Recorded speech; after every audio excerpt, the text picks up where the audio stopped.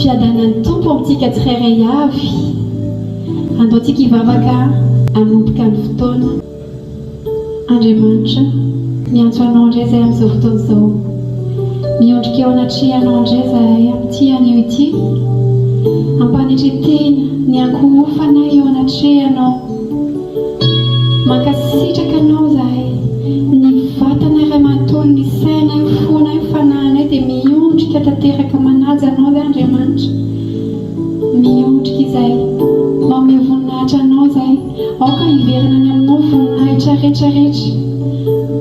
Aoka ny fiderana dia hiakatra any aminao androany. Raison fisaoranay, raison fideranay androany. Ary miantso anao izay, hanendika ity toerana ity, hanendika ny tokantrano rehetra izay mandray anao. Aoka feno fanatrehanao ity fotoana ity. Aoka ianao fanahy masinao hidina hanendika ny tsirairay avy. Tsy hisy olona tsy azo anjara, fa azo anjara daholo ny tsirairay avy. Fanahy masinao raiso ny fahefana amin'ny tokantrano tsirairay avy dia aoka mirapiratra ny voninahitra. Miondrika izay eo anatrehanao, manandratra anao izay. Dia ho anao rehefa voninahitra tahio ity fotoana androany ity, ho tena fitahiana ao amin'ny fanahana indray androany. Ho voky indray izay androany dia ho tonga any aminao any amin'ny fideranay. Ho voarainay koa ny hafatra ao androany dia misaotra iray eo tianao izay mandrakizay. Voninahitra ho anao mandrakizay. Ny anaran'i Jesosy. Amen. Natao tsika hideran'Andriamanitra. Oziny ao amin'ny Isaia manao hoe izao olona firokoa izao no hanambarany fiderana. Natao tsika hideran'Andriamanitra. Ataontsika izany ery izany hoe tena natao hideran'Andriamanitra tsika. Natao hideranao ka ny foko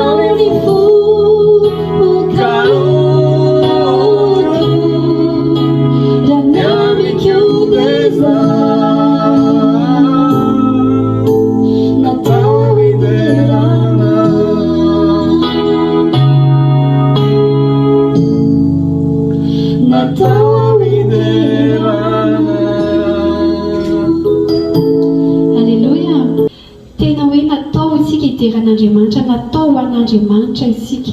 Amen.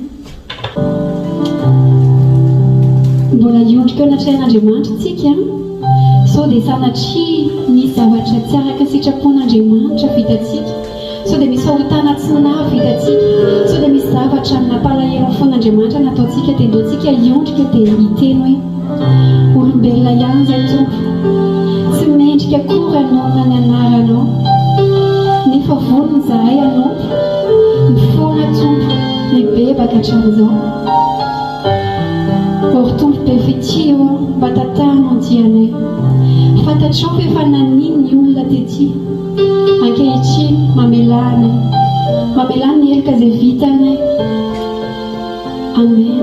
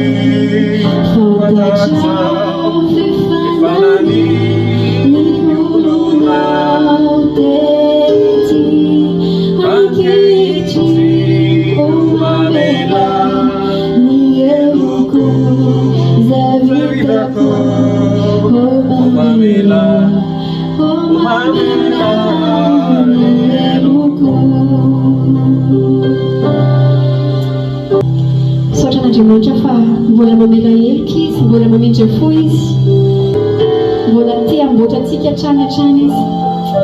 Amen.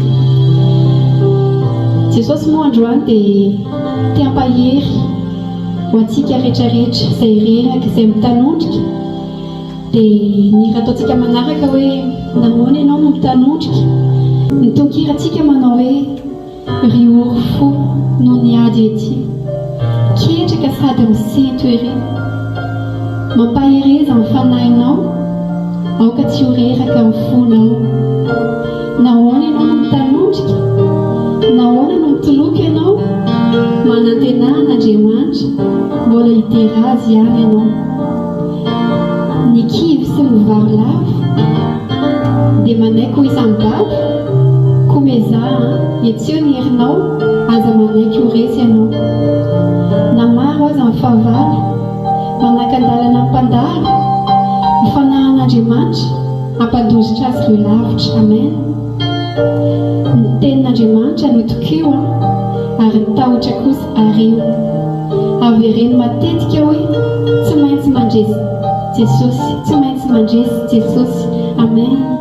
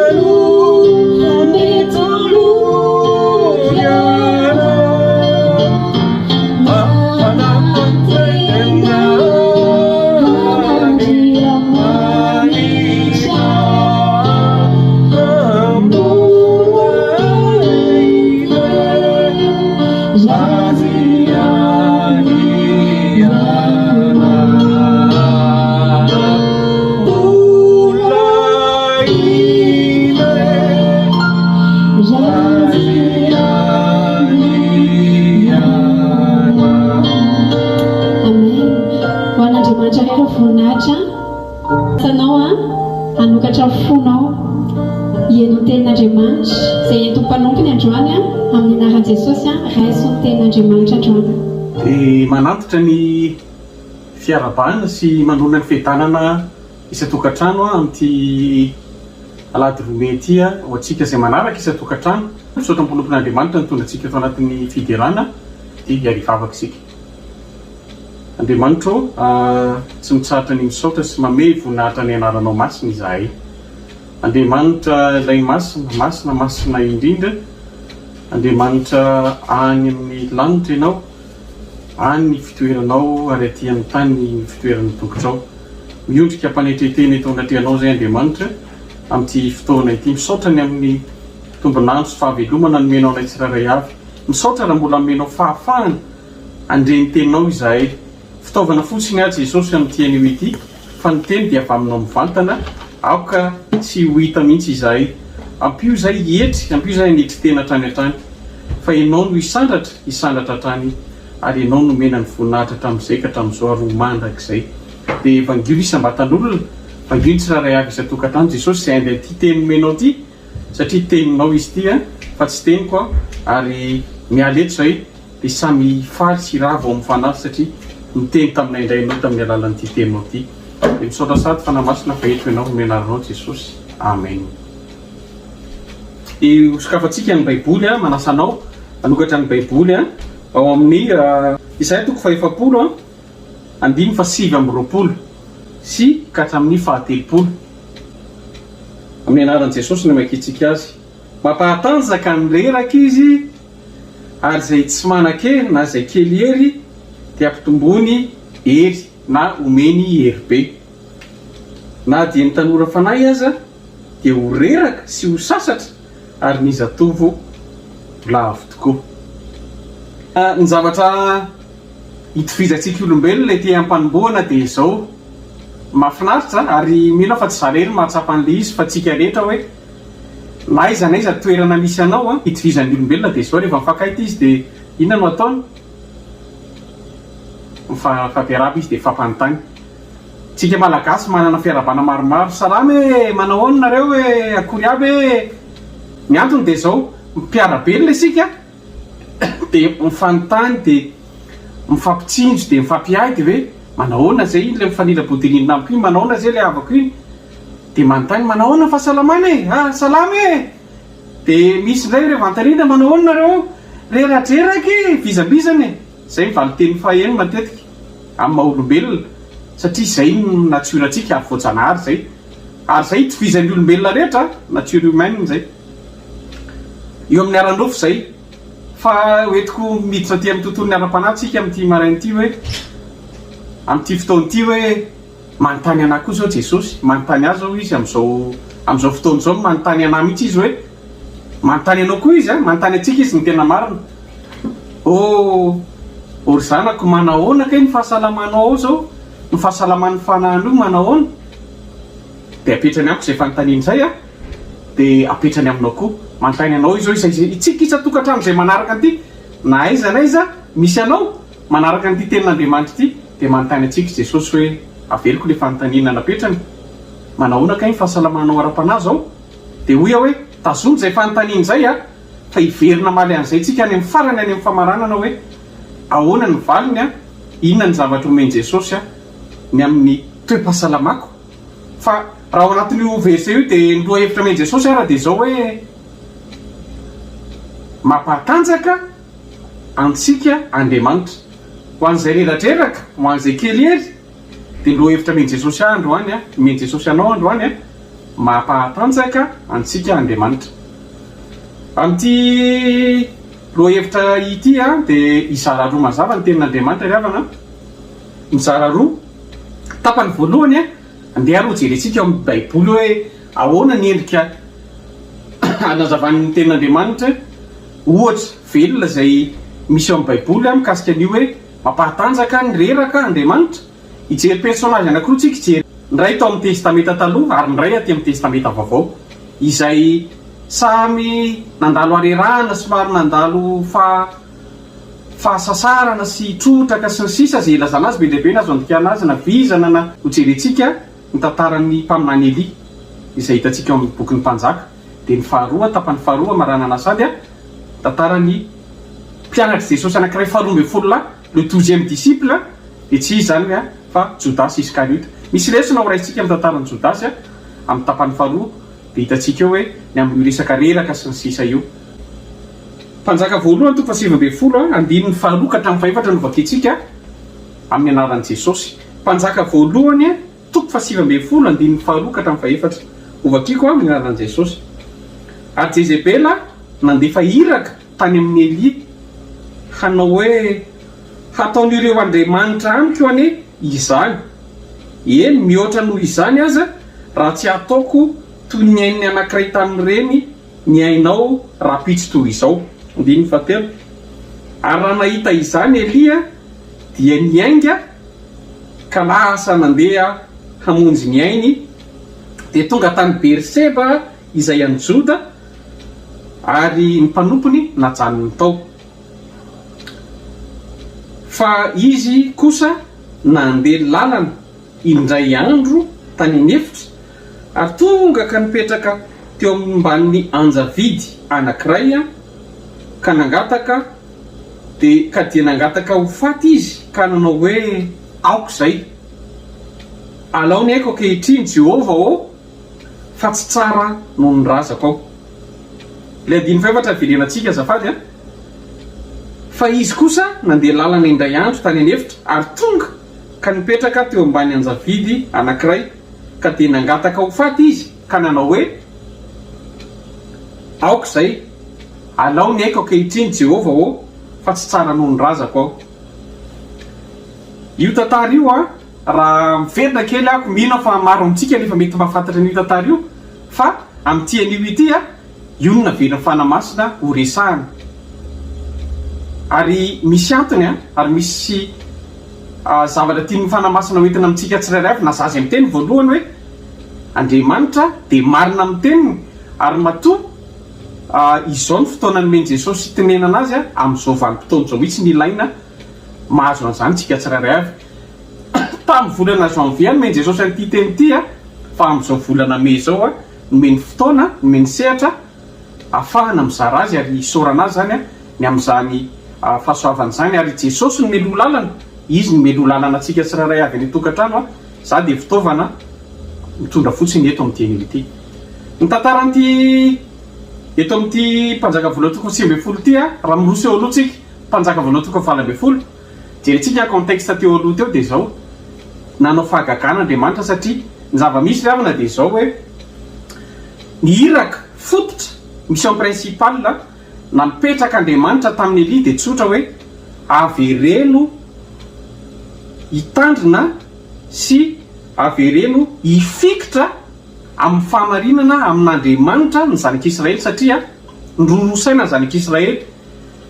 Mpanjaka aba tamin'izany mpanjaka amin'ny Israely dia nanana andriamanitra hafa izy, ny andriamanitra Baala, dia teo koa ny Asera, andriamanitra hafa, andriamanitra tsy izy, andriamanitra petit a zany minuscule. Dia zay ny mission an'Elia hoe avereno ireo zanak'Israely ireo fa mivavaka amin'andriamanitra tsy izy. Dia ozy izy Elia teo amin'ny 9:20 hoe raha mbola hirorosaina nareo dia na Baala ny andriamanitra na Jehovah andriamanitra, dia fantatritsika fa midina ny hafa avy any an-danitra nandory ny fanatitra nataony Elia, dia nivonoany daholo ny mpaminany Baala 500 lahy sy ny mpaminany Asera 700 lahy, 570 ny tapahany Elia ny lohany teo amin'ny renirano talohan'izay. Dia Iahaba nahita io zavatra io ary fantatra Iahaba tsara hoe tena Andriamanitra Jehovah andriamanitra Elia namaly vavaka ary izy ny Jehovah andriamanitra, dia lasa nody nitaotry izy irela ry zareo. Ny tantarain-dra-mpanjaka tamin'ny ramatoa ty tantara ty, ary naheno le tantary Jezebela hoe ripaka daholo anerineny le mpaminany Baala 500 lahy sy ny mpaminany Asera 700, fitainy Elia daholo. Romotra amin'izay raha Jezebela, i ramatoa io, i larenina moa zany, larenin Jezebela. Dia tonga tany amin'ny nampitafana tamin'ny Elia izy hoe ho vonoko ianao ataoko ohatrany namononao an'ireny mpaminany ireny. Dia eo amin'izay tsika miditra amin'ilay fizarana amin'izay raha hoe nahagaga raha dia izao tsy ampy atao hoe ray andro talohan'io zany a le alavaian'le izy a no nanao ny fahagagana io Andriamanitra nampiasa ny Elia Andriamanitra tena fahagagana tsisy ohatrany ray andro manitsy labala mivavaka nandidy tena sy ny sisa teo hoe le vony ty fanaty ty tsisy nesony Elia izy hoe fo azy aloha fa mety matorony Andriamanitra reo sy ny sisa farany amin'izay a niditra tsiatra Andriamanitra le mivavaka Elia midedaka ny hafa nyrehatra ny fanatitra ny ampitson'iny a nandefa olona le Jezebela hoe vonoka ianao fanambon'ny mpaminaniko dia io hitantsika amin'ny andininy fahatelo io raha voanainao an'izay Elia dia nagaga ry havana fa toka dia lasa izy nitsoka namonjy ny ainy rehefa mijeran'io mandinika an'io tantara io tsika dia izao ny zavatra azo raisina ry havana hoe ho an'ny mpandinika ny baiboly a rehefa mijery amin'ny commentaire biblique sika rehefa mandinika an'io tantara io dia ny anankiroa no azo ifampizarana hoe ny antona tonga ny Elia tonga dia reraka tao anatin'ny kivy tanteraka ary lasa nitsoka no naheno hoe vonoany Jezebela nefa nyteloha zay izy nampiasain'Andriamanitra nahita fahagagana ny voalohany eo amin'ny aran'ofo nandeha ray andro manintsitra Elia niala tao aminy tsy nijanona nandeha tany an'efitra mazava ho azy a reraka izy a reraka ny vatany a reraka ny nofony a ny sainy raha teo fa reraka nohon'ilay fanenjehana nataon'ny Jezebela dia reraka ho azy ny tenany manontolo dia ny antony anankiray faharoa amin'ny lafiny ara-panahy dia izao ny azo antony anankiray mahatonga ny Elia reraka io sy tratran'io zavatra nahazo azy io hoe na tsy ary tena Elia mpaminany hoe zarery ve no mijoro amerina ny zanak'Israely rehetrarehetra ary nanantena koa izy ao anatin'izany hoe Iahaba mpanjaka nahita fa tena namaly vavaka Andriamanitra nanantena izy fa tena iova ny mpanjaka mianakavy sy ny zanak'Israely rehetra kanefa ny ampitson'iny a tamin'ny andro nitsoahany dia Jezebela mbola tsy niala tamin'ny bala Iahaba nahita fa tsy nalesy lahatra ny vadiny dia anisan'ny teraka faharerahana sy fahavelezan-kevitra tamin'ny mpaminany Elia zay anisany antony natonga azy nitsoka namonjy ny ainy zay hoe faharerahana zay dia ny lesona anankiray tsoahana ao anatin'izay tapany amin'izay tapany voalohany ao anatin'izay fizarana voalohany zay dia zao hoe ry havako mpaminan'ny Jehova nampiasain'Andriamanitra lehibe Elia nefany a latsaka tao anatin'io harerahana io dia hitantsika eo amin'ny andininy faefatra ny réaction ny Elia dia tonga dia mazava be hoe Andriamanitra ao tena à bout de ressources zay ny lazany teny française hoe tena à bout de ressources hoe en défaillance amin'izay izy hoe alta alaivo amin'izay ary tompo a alao ny haiko fa tsy tsara noho ny razako ary tsy mendrika noho ny hafa zay mivavaka nataony a pour faciliter les choses hoe alaivo any an-danitra Andriamanitra fa tsy vitsy ty dia izay ny fantatry Elia fa tokony ho atao a ilany amin'ilay harerahana sy ny ankiviny mety sy ny mpaminany Elia tsony zao no mandalo an'ilay harerahana mety sy ny mpaminany Elia efa vita tokoa ny azy fa amin'izao vanim-potoanantsika izao mety ho iza ary mety ho ianao izay manaraka nyity ten'Andriamanitra tsy ny tena latsaka ao anatin'io harerahana tanteraka io ao anatin'ny ankivina fahavelezan-kevitra tanteraka hoe tena miabandonan'Andriamanitra fa tena aok'izay ohatrany hoe zarery ve sisa no mijoro eto amin'ity fianakaviako ty zarery ve sisa mijoro eto amin'ity fiarahamonina misy aty tsy hita daholo ny olona ary vao tonga ny Covid dia vao maintsy tsy hita ny olona ary le miresaka an'izay aretin'izay sy asany devoly miteraka n'ilay harerahan'izay koa satria dia efa reraka tsika ny vatana nofo ny saina dia mijapy ny devoly amin'ilay faharerahm-panahintsika io resaka aretina coronavirus io a dia io dia tandindona ny fampiorona oentin'ny devoly io tandindony Goliaty io zany tamin'ny andron'ny Davida mpanjaka amin'izao génération tsika zao tsisy Goliaty hitanao goavambe fa i coronavirus a orooro no entiny terreur dia enina hatramin'ny zanak'Andriamanitra aza dia mety latsaka ao anatin'izay fahavelezan-kevitra hoe Jesosy io fa hono ty dia lasa verevitra lasa mijery an'le Goliaty ny coronavirus dia possible mety ho tafalatsaka amin'izay tsika possible mety ho roboka ao anatin'izay farerahan'izay tsika dia izay tian'Andriamanitra ampatsiahivana eto androany sy anairana hoe tandremo fa tena latsaka atao anatin'io arerahana io tokoa Elia nanao tongotra katiko izy ho sika malagasy aloha maty-rapitra izay maty androany lasa izy mitsoka ary tiany anankiray ihany koa tsara marihana tsy niandry ny direktivan'Andriamanitra Elia tamin'io voanainan'io mesaziny Jezebely izy fa tonga dia tongotra katiko hoe go saovi-kipeo izy ny fitenenana fa hoe atao ary tongotra fa tena miatra manainy ity jerentsika amin'izay hoe ny réaction an'Andriamanitra marana antsika nyity tapany voalohany ity ho jerentsika vakitsika eo amin'ny andinin'ny fahadimy ao amin'ny mpanjaka voalohany toko faha 9 andinin'ny fahadimy ka hatramin'ny fahafito amin'ny anaran'i Jesosy ary ranandry natory teo ambanin'ny anjavidy anankiray izy dia indro nisy anjely nanohina azy ka nanao taminy hoe miarena ka homana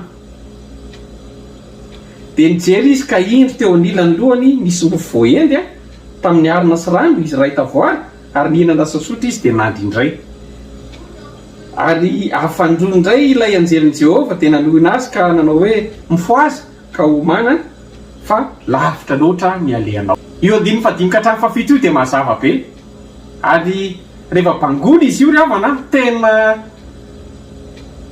eo no tonga dia ahitanao hoe Andriamanitra voalohany aloha tsy novalian'Andriamanitra mivavaka nataony Eli hoe alaovy ny haiko navelan'Andriamanitra ho velona izy inona ny tsohanao anatin'izay ny zavatra angatahanao dia tsy voatery ho valian'Andriamanitra arak'izay nangatahanao nangataka Eli hoe Andriamanitra ho alaovy ny haiko fa ny valitenina men'Andriamanitra dia mitsangana fa mbola lavitra ny aleanao mbola ho velona ianao ary fantatra Andriamanitra tsara azo inona tsy ampiambambana fantatra Andriamanitra tsara ny arerahana ny akivino mety ho fahavelezan-kevitra Eli hoe tena trop ty Andriamanitra fantatra Andriamanitra zany ary nangoraka azy Andriamanitra dia jereva amin'izay ny etapy nataon'Andriamanitra nisy prosesy misy teo anatin'io valim-bavaka nataon'Andriamanitra tamin'ny Eli io voalohany aloha fantany hoe reraka Eli avy nandeha tongotra ray andro ny réaction nataon'Andriamanitra navelany natory aloha satria rehefa matory isika dia récupère dia mahazo aina mivelona ny tanjaka miala ilay arerahana navelan'Andriamanitra natory faharoa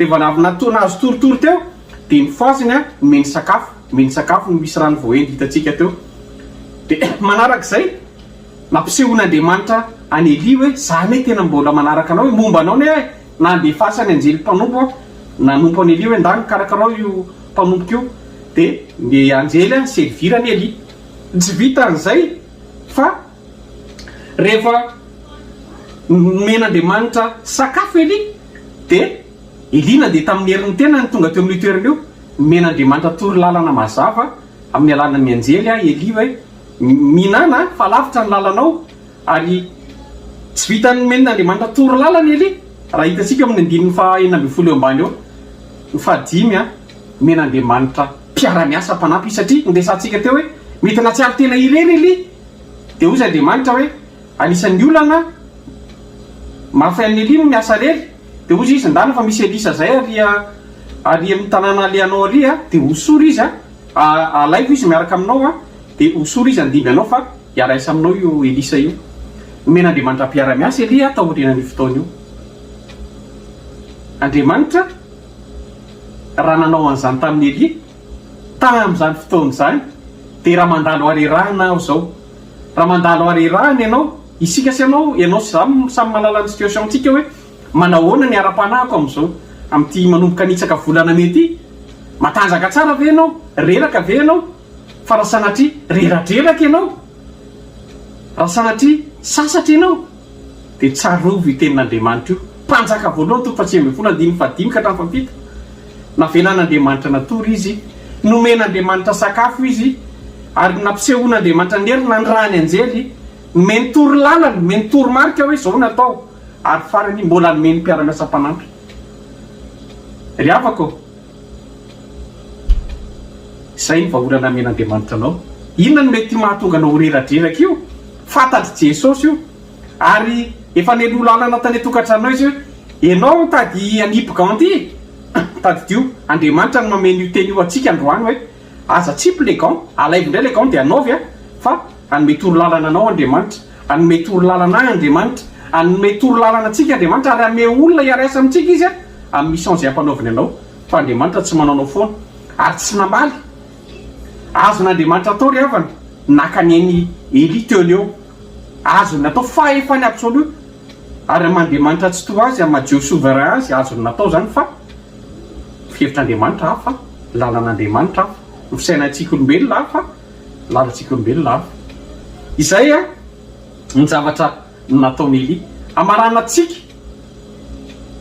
ny tantarany Eli dia zao ny indramiko kely ny voambolana amin'izao fotoana izao rehefa vizana ny olona dia mihinana fanafody manokatra farakisosona kely vety parenthèse mahatsiaro zavatra ny ainako aho ka ny ainako le izy amin'ny resaka hoe reraka vizany ity lavitra zany lala zany tonga teo izy na raha reradraraka teo izy mahatsiaro ny lehilamina hoe ohatran'ny reradraraka zalahy fa inona tokony atao toy izy zalahy raha vizambizany lahy dia mividana vita calcium mividana plénil fa mibosta tsara amin'izay inona tokoa na ananao foana ka maraina amin'izay nary dia izy dia nitantara taminao moka hoe zany zalahy tsy nahita tory fa hoana nohanareo tamin'ny alina nga le plénil nohaniko tamin'ny nga plénil azo hoanina amin'ny alina tiako tenenina hoe fantatsika ny besoin atsika hoe mila mibosta fa mila tandremana koa taorinan'izay tsananao fanafody dokotera tena natsony hoe mividy fanafody fa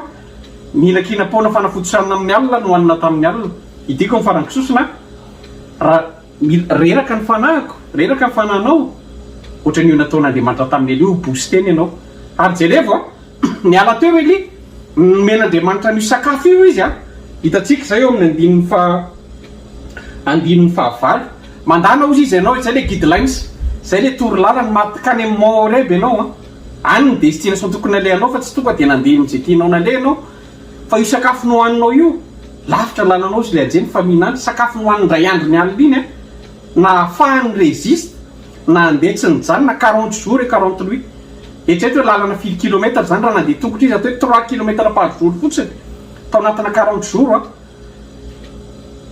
dia navita zany izy raha 3 km par jour any amin'ny 120 km tany zany na 150 km tany nalehan'ny Eli nandeha tongotra tonga tany Moreb mbola lavitra ny lala mihazakazakitsika amin'ny ara-panahy mbola lavitra ny asa fanompona ilain'Andriamanitra anao dia Andriamanitra ny équipe anao ibooste anao ho amin'ny 40 prochain jour 40 prochain mois 40 prochaine zany raha mbola velona ianao satria ohatra nataony tamin'ny Eli azony ataony aminao zany azony ataony amiko zany dia efa misy falisady za zao dia efa faly za zany Jesosy ho boostenao tsy haiko zay moyen iboostenao anao fa mino fa raha miboostany Eli ianao zay le booster zay le moa indramiko satria ny batterie rehefa lobaty dia chargeny dia ohatr'izay koa tsika miara-panahintsika Andriamanitra ny any io fanahinao io ny tantarany Eli mampatanjaka ny reraka Andriamanitra zay ny loha hevitsika dia hitatsika fa tena nanome tanjaka ny Eli tokoa Andriamanitra dia eto amin'ny tapany faharoa ity dia misy zavatra ny ainan'ny Jodasy dia ndaoka jerentsika Matthieu 10:14 vakiko amin'ny anaran'i Jesosy manao hoe Simeona Kananiana ary Jodasy Iskariota ilay namadika azy koa teo amin'ity andininy ity dia i Jodasy ilay 12e disciple ilay mpianatra faharoa folo ary Jodasy zany dia mahagaga fa miady larana voalohany miala avy any amin'ny farany izy tamin'ny fanoratana nyreto mpianatry Jesosy mahagaga dia Petera ny voatonona voalohany tsy haiko hoe amin'ny afon'ny Petera ve fa dia Petera ny voatonona voalohany dia Jodasy ny farany zay natonga ny izy hoe le 12e disciple i Jodasy Iskariota mety ho gaga ianao hoe inona moa ny idiran'ny aizany misy any Jodasy reraka sy kivy zany amin'ny tenin'Andriamanitra ary ny zavatra hoentin'Andriamanitra hifampizarana eto ho zaraina amintsika tsirairay avy dia zao hoe tsy Jodasy rehefa fantatsika hoe Jodasy mpianatry Jesosy Jodasy namadika an'i Jesosy Jodasy mpitambolan'ny mpianatra niaraka tamin'i Jesosy tsy any no resahantsika eto fa ny amin'ny maha-Jodasy azy mihitsy tantara mpiainana côté amin'ny maha-Jodasy azy majiosy azy no hoentina hizarana aminareo eto hoe misy an'izay nandalo an'izay arerahana kivin'izay Jodasy amin'ny majiosy azy dia raha mivena kely ny tantarany jiosy manao zafady raha mizara kely ny tantarany ainan'ireo jiosy ireo. Nanomboka tany amin'ny 5e siècle, tany année 450, année 500 talohan'i Jesosy, zany hoe talohan'ny natongavan'i Jesosy tetỳ tany, dia Babo lasa Babo ny zanak'Israely naneksen'ny Babilonianina Nebokadnezara sy ny zareo fanjakana Babilonianina ka lasa déporté-ny Jiosy.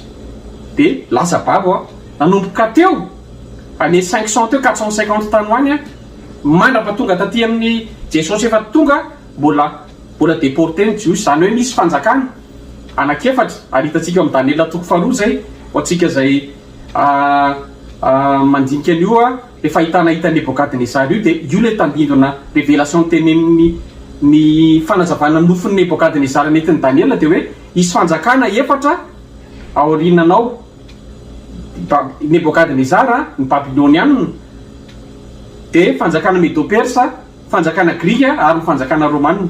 Ireo ampira efatra ireo nanjanaka ny zanak'Israely, zany hoe niaina fanadevozana déportation indray 5 siècle indray zanak'Israely tany aloha tany razambeny 5 siècle nanompo ny Egyptiana, ny eto indray 5 siècle vao zanak'ireo fanjakana efatra ireo. Dia tamin'ity génération ny Jodasy ity dia ny empira romanina nanjanaka an zareo, Herode ny mpanjakan'ny romanina tamin'izany. Dia amin'ny ho an'ny mpandinika ny baiboly sy ny mpahay tantara revana dia zao hoe le Jodasy Iskariota, dia raha dinihana le hoe Iskariota dia raisina amina fikambanana anankiray antsoina hoe Siker, dia izay mpikambana ao anatin'io Siker io atao hoe Iskariota, zay mahatonga le hoe Iskariota. Raha ny fanazavan'ny raha mijery commentaire biblique sika dia mahita an'izay, zay no ny fanazavana hoentin'ny zareo mpandinika ny baiboly hoe mpikambana atao anatin'le vondrona antsoina hoe Sikera i Jodasy, ary maromaro ireo Sikera ireo. Le Sikera zany ny antony dia zao hoe ry zareo dia nanana ambopo, nanana vina hoe isika dia tsy anaiko tsony ho zanahan'ireto Romanina reto satria na tsara izy hoe voageja vao zanaky ny Romanina. Ary tsy ry zareo Sikera ihany fa maro koa ny gropy hafa tamin'izany, ohatra ny antsika tany Madagasikara raha ny tantarantsika fantatritsika hoe nisy zany mena lamba sady ava ny vivatsakelika ny MDRM dia nisy maty tamin'izany noho ny fiarovana ny Madagasikara ny tamin'ny frantsay mpanjanaka. Dia ohatr'izay koa ny anjareo misy ny Sikera, misy ny Zélote, misy ny Galilien zay tena mpitolona ho an'ny fanafahana ny Israely ary niandry raha teo koa hoe niandry an'ny Mesia. Izay ny anankiray. Dia niandry zany izy hoe ho afaka ny Jiosy ary tsara zay réaction ny Jodasy zay amin'ny nationaliste azy, amin'ny tia tanindrazana azy, ary ny tsirairay avy dia lesona tsoana anatin'izany dia hoe ny tsirairay avy dia manana zo mihitsy ity ny tanindrazana ny eviny na iza naiza misy azy na atsika tia pelezana na itsika ny tandrazana hoe tena manana zo tsika ity amin'ny firenentsika Madagasikara zany satria ionona nomen'Andriamanitra atsika. Dia ny anankiray faharoa dia zao niandry zareo Jiosy amin'ny maha-diosèse hoe ho avy ilay Mesia, ho avy ilay mpanjaka. Dia nahita ny Jesosy amin'izay izy, eto amin'izay ilay hoe fa ahoana reraky Jodasy. Dia nahita ny Jesosy tonga i Jodasy dia anisan'ny voantso raha teo izy natsony Jesosy ny constitué ny 12e disciple. Dia ary Jodasy nahita ny zavatra nataon'i Jesosy hoe ity zany le mpanjaka Jiosy, ity zany ilay Mesia, ary ny anisan'ny ataonton'ny Jodasy rehefa anisan'ny zavatra niandrasan'ny Jodasy nanarahany tany Jesosy dia hoe ho mpanjakan'ny Jiosy ity rangaty ary anafaka nay amin'ny Romanina dia hiverina ny fanjakan'i David, restauration de ny royaume David. Zay ny ataontin'ireo Sikera sy ireo mpikambana atao anatin'ny vondrona Sikera io. Dia nefany raha mijery amin'izay tsika hoentiko amin'ny baiboly ianao illustre azy amin'izay hoe inona ny nentina tonga le akiviana sy arerahana. Jerentsika amin'ny Jaona toko fahenina, Jean chapitre 6 verset 53. Nitory teny amin'izay Jesosy amin'ny mahazanak'Andriamanitra azy tamin'ny mpianatra rehetrarehetra marobe sy ny mpanaraka azy dia hoy izy eo amin'ny 3:50 sy 4:50. Fa hoy Jesosy tamin'ny lazaiko aminareo marina dia marina tokoa raha tsy mihinana nofony zanak'olona sy misotron-drano ianareo dia tsy manana ny fiainana ao aminareo. 4:50 izay mihinana ny nofoko sy misotro ny rako no manana ny fiainana mandrakizay ary izao anangana azy amin'ny andro farany. Dia vao nanao io révélation io Jesosy dia ery amin'ny 9:20 aho fantatry Jesosy fa maro ny tsy nazaka. Tonga amin'ilay fitenitsika ankehitriny hoe manao azafady dia ataoko farany kisosona hoe tena very tamin'ny katesisy ilay olona nanaraka ny torotenin' Jesosy teo, izay mihinana ny nofoko sy misotro ny rako dia ho velona. Dia ozy ilay olona hoe ahoana ny fihinanana sy fihinana ny nofon'ilay io sy ny fisotro ny rano, dia niala ny olona ry havana.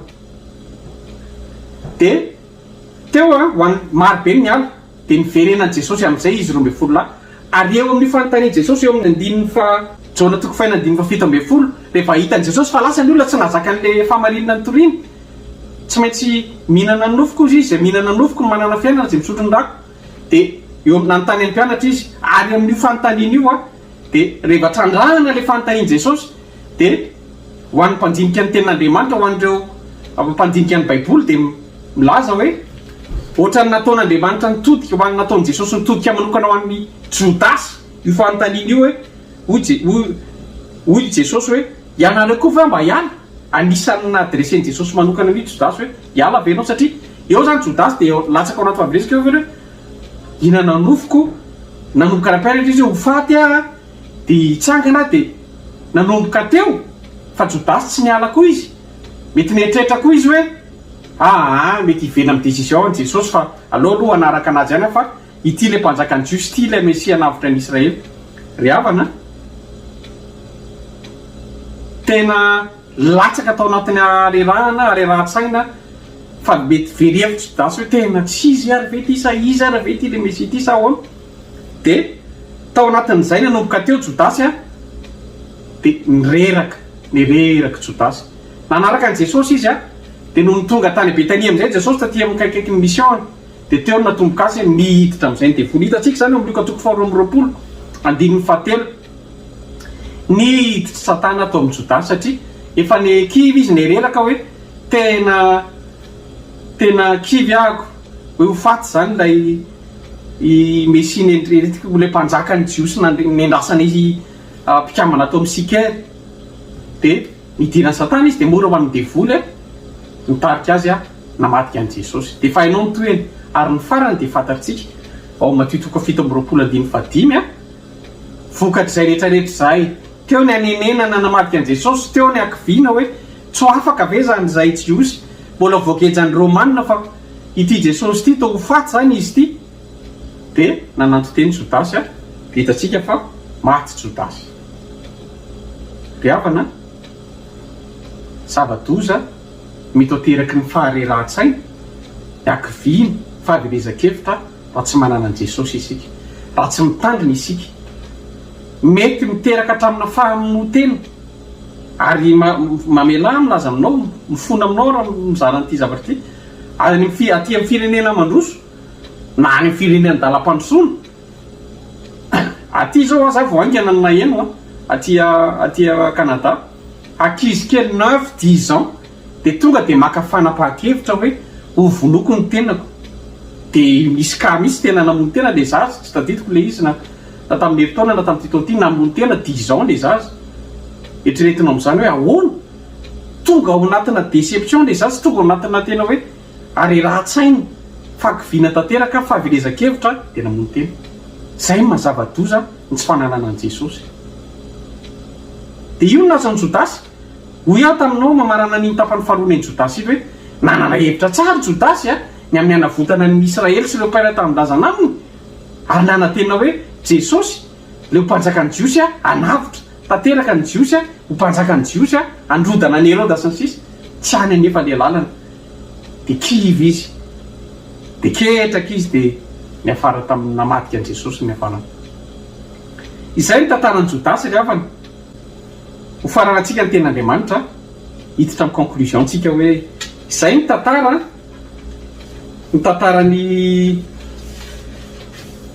Eli sy Jodasy Iskariota. Inona ny zavatra azo amitinana sy amezana n'izay fizarana anankiroa izay? Zavatra ray nitovizan'izy ireo ry havana. Na Eli mpaminany na Jodasy Iskariota rehefa samy tao anatin'ilay arerahana sy tao anatin'ny ankiviana dia resaka aina ny conclusion an'izareo. Neny Eli mivavaka izy hoe alaivo jesosy, alaivo andriamanitra ny haiko, alao ny haiko fa tena aoka zay, de tsy mivalian'andriamanitra ny vavaka nataony fa noveloman'andriamanitra izy. Ny Jodasy indray tao anatin'ilay arerahan-tsaina sy ny ankiviana izy zany a, de andriamanitra tsy mbola volona naka ny ainy, andriamanitra tsy naka azy ho faty a, fa izy nanapitra ny ainy a, nanapitra ny androny a, noho n'izay arerahana sy ankiviana zay.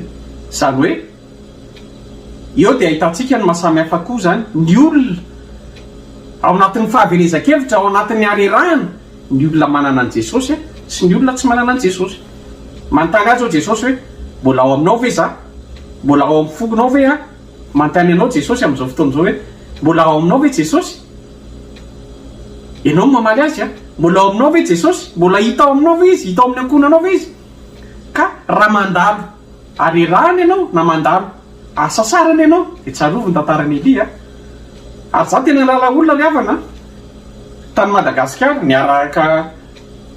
miaraka nanao fanompona ny ara-ny azakazaka teo amin'ny asan'Andriamanitra tany Madagasikara. Nandalo olana izy, nandalo atim-pana be, dia tena nivavaka izy. Ohatra ilio nataony ilio tsisy valaka ary tena nitemana izy taty aoriana hoe za nery zareo ka tena nivavaka tamin'Andriamanitra, Andriamanitra alaivo aho. Mivavaka nataony zany dia ohatra ilio alelio hoe alao ny haiko.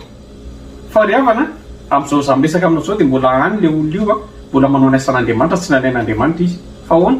Andriamanitra manana ny fotoanany amin'ny akananao. Isika mitady an'izay solution de facilité zay hoe tena laiva Jesosy afaka teo any an-danitra dia milamina, fa tsy mbola zay planon'Andriamanitra. Dia io ery tsy mivalian'Andriamanitra mihitsy mivavany a, fa zavatra hafa no nataony. Zavatra anankiroa no men'ny tompo antsika eto am-pamaranana ry havana. Raha ao anatin'ny arerahana ianao a, raha mandalo fahasasarana ianao, torovana, trotraka, vizana, zay azo ilazana azy daholo zany, dia izao ny tenin'Andriamanitra manana vahaolana ho an'izany ho ahy sy ho anao. Inona ny vahaolana voalohany? Hitantsika amin'ny bokin'ny Matio 4:4, natsosokafaka aza dia efa fantatrao ilay verset a. Matio 4:4, rehefa reraka ny nofon'i Jesosy, rehefa avy mifadianina izy a, dia reraka ny nofony amin'ny manofo azy dia reraka ny nofony. Iny ny Satana amin'izay misezira an'izay hoe reraka io, dia hoe raha tena zanak'Andriamanitra ianao dia 5:4 hitantsika io, dia 5 teneny didio tonga mofo reto vato reto, dia nivalian'i Jesosy eo amin'ny 5:4 hoy izy Jesosy hoe tsy ny mofo ihany ry havana no veloman'ny olona, tsy ny mofo ihany no veloman'ny olona ozy matsy ny devoly, fa ny teny rehetra izay aleoko ny vavan'Andriamanitra. Dia io zany ny anankiray a, ny vahaolana men'ny fanamasina antsika na ny vahaolana men'i Jesosy antsika zao dia hoe raha reraka ianao, raha vizana ianao eo amin'ny azakazam-panompona, tsy ny mofo ihany, ny mofinaina no mahavelona atsika. Mofinaina dia ny tenin'Andriamanitra. Ary confirmen'ny Solomon zany tamin'izy nanoratra ny boky ny Obolana, ao amin'ny Obolana 4:220 mazava be ry havana. Obolana 4:220 dia hoy izy hoe aina ho an'izay mahazo azy ny tenin'Andriamanitra ary fahasalamana ho amin'ny nofo rehetra. Raha reraka ny aina ny ainao dia vakio ny tenin'Andriamanitra, tena vakio tenin'Andriamanitra io, dia vakio tantarany aveleny vakiny io rehefa vita manasanao a, vakio tantarany profeta Elia io mpanjaka voalohany 9:20 io, fa tonga dia booster ny fanamasina ianao sady mivavaka. Ny tenin'Andriamanitra ny vahaolana manome aina, manome tanjaka, manome atsika hibosta atsika ahafahantsika manondray a miazakazaka. Izay ny voalazan'ny Jesosy ny ohatra tamin'izany a, lasa ny devoly, tenin'Andriamanitra ny hamaliny azy. Ny vahaolana faharoa aroson'ny tenin'Andriamanitra atsika akoatran'ny tenin'Andriamanitra ny Baiboly a, dia Jesosy miteny ao amin'ny Matio 4:20 hoe makanesa ty amiko ianareo izy izay miasa fatratra sy mavesatra entana, fa izaho anome fitsarana. Makanesa ty amiko ianareo izay reraka sasatra. Vahaolana faharoa zany dia izao hoe atony, manatona ny Jesosy a, atony amin'ny vavaka Jesosy a, fa ifanatonanao, fifandraisanao amin'ny Jesosy amin'ny vavaka io a, hibostanao ary anome hery anao izy amin'ny alalan'ny fanahy masina. Araka ny jery antsika, araka ny teny vakitsika teny am-piandohana azy dia ozy izy ny tenin'Andriamanitra hoe mampatanjaka ny reraka izy ary izay kely hery dia omeny hery be. Dieu nous rend plus fort qu'avant. Dia averin'i Jesosy amin'izay ary ny fanontaniana napetra ny tarehy voalohany hoe manahoana ny toe-pahasalamanao ara-panahy? Zavatra telo no misy, zavatra roa no misy mety azo avaly: na ianao matanjaka na ianao reraka. Raha matanjaka ny ara-panahinao dia miambena tsara, tandremo saolavo araka ny tenin'ny Paoly fa mahireza dia tohizo ny fanompona raha matanjaka ianao. Raha matanjaka ianao, matsapa ny tenanao hoe ny fahasoavan'Andriamanitra matanjaka ianao zany, dia apio leo akaikinao hitanao rerareraka io. Fa tsy ianao rery ny atanjaka, ohatrany ianao zany tena matanjaka be dia ny olona rehetra akaikinao faible vizamizana daholo dia za matanjaka. Tsy zay. Raha matanjaka ianao dia maniraka anao ny tenin'Andriamanitra hoe ampahirezo ny hafa. Dia ohatran'ireny vazy ireny ianao, raha mitobaka ianao dia manondraka ny hafa dia samy mahazo dia samy matanjaka. Raha reraka ianao tena meny Jesosy antsika teo ny tenin'Andriamanitra aina ho an'izay mahazo azy. Mankanesa eo amin'i Jesosy fa ny herin'ny fanahy masina no omeny anao. Ao amin'ny ianao miresaka amin'io dia ny herin'ny fanahy masina no anome tanjaka anao, anome fahavitrihana anao indray, ary ahafahanao toy nataony tamin'ny Elia. Ny herin'Andriamanitra ilay sakafo nomen'Andriamanitra iny, nahafahan'ny Elia ny hazakazaka na andeha tongotra 40 jours 40 nuits, tsy ny sakafo mihitsy izy fa iny ihany dia tonga tany Horeb izy dia tany izy niona tamin'Andriamanitra. Ohatr'izay koa zasy ianao afaka mampatanjaka Andriamanitra. Amen, raisiko zany, raiso zany tenin'Andriamanitra zany, afaka mampatanjaka anao Andriamanitra iavana. Izay kely hery omeny hery be, ary ireo abus de ressources dia fortifien'Andriamanitra. Andriamanitra dia Andriamanitra fitiavana, Andriamanitra dia Andriamanitra mahari-po ary mangoraka io Andriamanitra io. Raha nanome sakafo an'i Elia izy, nanome torolalana an'i Elia izy, nanome namana nampy an'i Elia izy, dia minory havana, minoa an'izany ianao. Ary misy mpampon'Andriamanitra tian'Andriamanitra itenenana an'izany amin'izao fotoana izao hoe tady hanipy-gao. Aza tsy mpio gao anao io fa hitan'i Jesosy io problème anao io. Fa ny torolalana nomeny andro any dia izao hoe mandehana matony Jesosy mandehana vakio ny tenin'Andriamanitra dia Andriamanitra hibosta anao amin'ny alalan'ny fanahy masina dia vataonao ireo. Ao amin'ny fanompona tsy miady hevitra, ao amin'ny fanarahana an'i Jesosy manatanteraka. Jakoba 1:20, aoko mpanantanteraka isika, mety eo amin'ny pratika dia miady an'izay ny fanahy masina. Zay ny anjaran'i Jesosy menanao ny karata, natolony anao ny karatra, na ho raisinao ny karatra dia ho ampiarinao, na enonao fotsiny dia mandalo fotsiny dia tsisy fiatraikany amin'ny fiainanao. Fa hoy ny tenin'Andriamanitra amintsika hoe atsipazo, Petera 2:5-7, atsipazo apetrao eo aminy ny fanahinao, ny havizananao, ny hareranao, fa izy no iahanao. Zanak'Andriamanitra sasan'ny tanantsika amin'ny boky Isaia dia avelao fa adidin'i Jesosy sika, adidin'Andriamanitra sika. Tapitra ny tenin'Andriamanitra ry havana, manasanao aho hifantoka hipanjana ny azo fijalian'i Jesosy sika. Andeha io harerahana io harerahana sy asa sarantsika io fahakiviana mety fahavelezan-kevitsika mahazo antsika io, andeha io entiny eo amin'ny azo fijalian'i Jesosy. Vao aingantsika nakalasa fa nitsangana tamin'ny maty anie Jesosy, velona anie Jesosy sika io dia ndeha ara-petrakintsika eo io harerahana io. Ary aorianan'ity fotoana ity dia mifalia ary miravoravo fa anome hery anao Jesosy, anome hery Jesosy, anome hery antsika rehetrarehetra izy. Hoentina hiatrehana n'ity volan'ity indray, hoentina hiatrehana n'ity herinandro vaovao ity, ary tokony tsisy kristianina ho malemilemy ho reradreraka. Zany hoe Paoly zay hoe izay reraka, izay malemy aokika hoe mahery aho, satria tsy fanahy osa ozy izy nomena anareo fa fanahy mahery. Any amin'ny Kolosiana misy an'izay dia ndeha hitaka an'izay fanahy mahery zay eo amin'ny pototry ny fijaliana eo Jesosy ampahery zay. Aza mijery an'io Goliath amin'ny taona modely io na coronavirus, mitandrina tsika manao zay fiarovana tokony ataontsika amin'ny maha olombelona tsika, fa alao Jesosy ny anao ny ambiny, alao Jesosy ny anao ny tohiny, fa bosteniny ianao nyfananao bosteny aloha manaraka ho azy ny nofinao a matanjaka sy mahery no ny fahasoavan'Andriamanitra.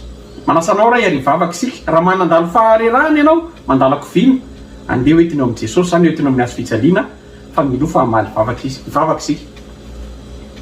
Andriamanitra manome voninahitra anao zay fanamasina ilay Andriamanitra avo indrindra misaotrany amin'ny teny nomenao anay tsirairay avy ary misaotra fanamasina fa namaly vavaka ianao vita fitaovana fotsiny zay fantsona ny zara ny teninao zay fa ny teny dia anao ary ny teny dia anao ny ampiasa izany isa-baravarana isa-tokantranon'olona naiza ary nizaniza mandeha an'ity teninao ty Jesosy dia tsy hiverina any aminao ty ary zay ny vavaka ataoko zay ny vavaka ataonay aza verina any aminao ny teninao raha tsy mahatateraka zay ny ilainao azy inona ny teninao androanomenao anay mampatanjaka anay ianao Jesosy mampatanjaka anay ianao fanamasina ireo olona rehetrarehetra fantatrao ainao tsara tahaka naiza anao tsara ny Elili fantatrao mizahay zay mandalo amin'izany arerahana mandalo amin'izany akiviny fahavelezan-kevitra trotraka torovana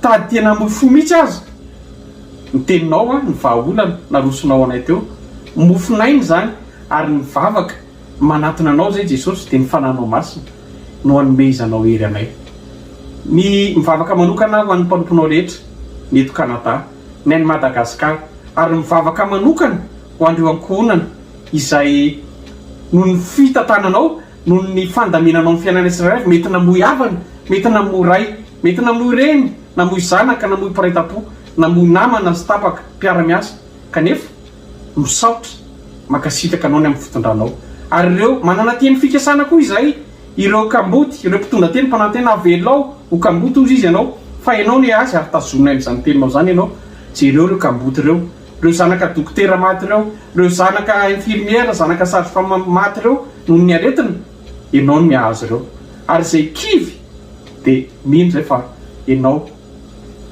ampahery azy ary ny arerahanay ny aretinay ninina efa nentinao teo amin'ny azo fijaliana dia proclamenay fa ny ranao hiaro ary fanasitranana ary ho fiarovana ary ny fananao masina mehery anay ahafahanay manohy ny azakaza mpanompoana miaraka aminao dia omenanao ny dera Jesosy ny voninahitra izay fanao hatramin'izay ka kehitriny ary ho mandrakizay misaotra fanamasina mankasitraka anao zay ny amin'izany amin'ny anaranao Jesosy amen. Faly Jesosy nahitanao miaraka taminy. Ten'Andriamanitra mandram-pena tokoa.